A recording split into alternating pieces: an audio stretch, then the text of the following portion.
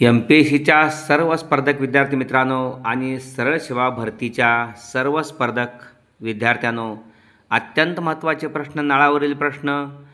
एका पाण्याची टाकी पहिल्या नळाने 20 तासात भरते, दुसऱ्या नळाने 24 तासात भरते, तिसऱ्या नळाने 18 तासात भरते. जर पहिला नळ 5 तास चालला आणि बंद पडला, त्यानंतर दुसरा नळ 6 तास चालला व बंद पडला, तर यानंतर उरलेली टाकी भरण्यासाठी तिसरा नळ किती वेळ घेईल? या ठिकाणी पहिल्या नळाने 3 तासात भरणारी टाकी, म्हणजे या ठिकाणी 5 तास पहिला नळ चालला आणि बंद पडला, पण एक पाणी टाकी पहिल्या नळाने 20 तासात भरते. 20 तास चालला का नाही? 20 पैकी 5 तास चालला.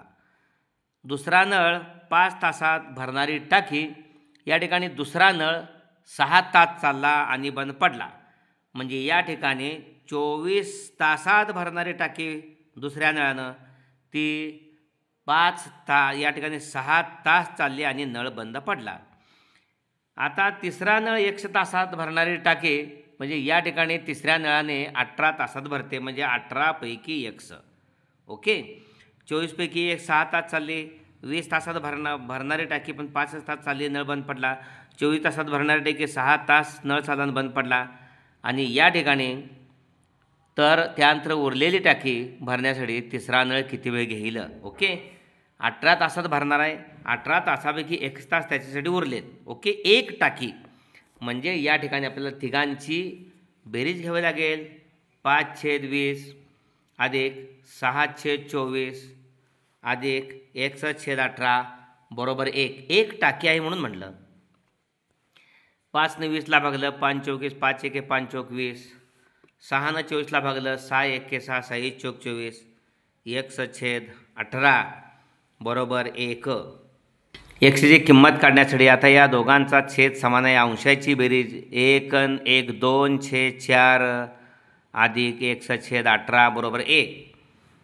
2 एके 2 दोन्ही 4 अधिक 1/18 बरोबर 1. छेद सारखाने त्रिकस गुणाकार 18 एके 18 अधिक 2 एके 2 2 1. छेदस्थानी छेदांचा गुणाकार 18 दोन्ही 36 बरोबर 1. या ठिकाणी 18 अधिक 2 1 बरोबर हे 36 पलीकडे गेले. 36 एके 36 भागिलेचं गुणले. 2 1 बरोबर 36 हे 18 पलीकडे गेले. 36 वजा 18. 2 1 बरोबर 36मधनं 18 गेले, उरले 18. 1 बरोबर 9. या ठिकाणी दुसरी टाकी भरणार आहे. या ठिकाणी उरलेली टाकी भरण्यासाठी तिसऱ्या नळाला किती वेळ लागेल? 9 तास लागतील. ओके, पुढला प्रश्न आहे. एका संख्येच्या 60% ही दुसऱ्या संख्येच्या 80% इतकी आहे. त्या दोन्ही संख्यांमधील फरक 30 आहे, तर त्या दोन्ही संख्या शोधा. एक संख्या आपण x मानू आणि दुसरी संख्या y मानू. एका संख्येचा 60% म्हणजे xचा 60% हा yच्या 80% इतका आहे. म्हणून xचा म्हणजे गुणिले 60% म्हणजे 60 भागिले 100 बरोबर yचा 80% म्हणजे y गुणिले 80 भागिले 100. दोन्ही बाजूचं 100 100 गेल्यानंतर आणि हे 0 60 वरचे 1 0 80 वरचे 1 0 गेल्यानंतर x गुणिले 6 बरोबर y गुणिले 8 येणार. x गुणिले या ठिकाणी हे 6 पलीड गेले. x बरोबर y गुणिले 8 भागिले 6. हे xला गुणिले 6 आहे ते पलीड गेल्यानंतर 8 भागिले 6. 2 चौक 8 2 त्रिक 6. x बरोबर 4 गुणिले y 4 y छेद 3. आता त्या दोन संख्यातला फरक 30 दिला आहे उदाहरणामध्ये, म्हणजे x वजा y बरोबर 30 हे प्रश्नावरून आपण घेतलेलं आहे. ओके, त्यामुळे xची किंमत 4y छेद 3 ठेवायची. इथं 4y छेद 3 वजा y बरोबर 30. स्वरूप पद्धत झाली. या ठिकाणी संपूर्ण किंमत y मध्ये झाली. छेद सारखाने तिरकस गुणाकार 4y एके 4y वजा 3y एके 3y. छेदांचा गुणाकार 3 एके 3 बरोबर 30. 4y मधनं 3y गेला, y उरला आणि भागिले 3 आहे. 30ला गुणिले y बरोबर 90. आता y बरोबर 90 आणि आपल्याला त्या दोघांमधला फरक 30 आहे म्हटलेला आहे. ओके, म्हणजे एक्स वजा वाय बरोबर 30. या समीकरणामध्ये वायची किंमत 90 आहे.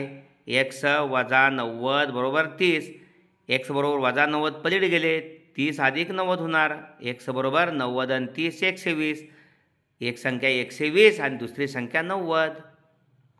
पहा दोघांमधला फरक 30 आहे. ओके. अशा पद्धतीनं पहिली संख्या एक्स आणि दुसरी संख्या 90. पर्यायामध्ये हेच उत्तर असणार. हा प्रश्न महत्त्वाचा आहे. किराणा दुकानातील वजन काटा 250 ग्रॅम ऐवजी 230 ग्रॅम वजन घेतो. 250 ग्रॅम ऐवजी 230 ग्रॅम वजन घेतो, तर दुकानदाराला शेकडा नफा किती होईल? म्हणजे 250 ग्रॅम ऐवजी किती वजन घेतो? 230 ग्रॅम वजन घेतो. त्यामुळं किती कमी घेतो? 250 वजा 230 बरोबर 20 ग्रॅम वजन कमी घेतो तो वजन काटा. त्यामुळं 230 ग्रॅमवरून 20 ग्रॅम नफा.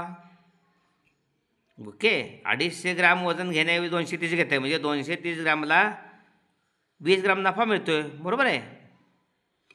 तर या ठिकाणी 100ला किती? ओके. त्यामुळे मधल्या पदांचा गुणाकार 100 गुणिले 20 भागिले 230. 230ला 20 तर 100ला किती?